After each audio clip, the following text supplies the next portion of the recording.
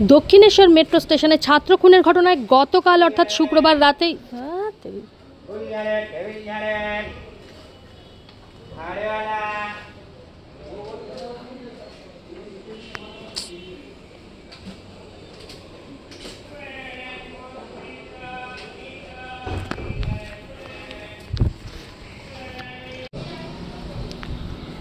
Dakshineswar metro স্টেশনে ছাত্র খুনের ঘটনায় গতকাল অর্থাৎ শুক্রবার রাতেই অভিযুক্ত রানা সিংকে আটক করে পুলিশ।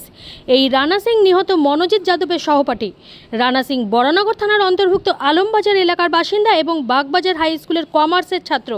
শুক্রবার ডিসি সাউথ অনুপম সিং জানান, দক্ষিণেশ্বর মেট্রো স্টেশনে ছুরি চালানোর ঘটনায় মনোজিতের এক বন্ধু ও অভিযুক্ত রানার মাকে জিজ্ঞাসাবাদ করার জন্য পুলিশ তাদের আটক করে।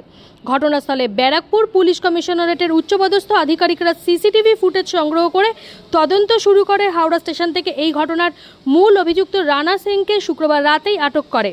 পুলিশের জেরার মুখে রানা সিং স্বীকার করেন যে বারংবার বারণ করা সত্ত্বেও মনোজিৎ রানার এক বান্ধবীকে উত্ত্যক্ত করার কারণেই এই ঘটনা ঘটিয়েছে সে। বলা বাহুল্য, এই ঘটনার সূত্রপাত হয় শিক্ষক দিবসে। আজ দক্ষিণেশ্বর থানার পুলিশ অভিযুক্ত রানা সিংকে 7 দিনের পুলিশি হেফাজত চেয়ে ব্যারাকপুর মহকুমা আদালতে পেশ করবে আবারও জেরার জন্যে।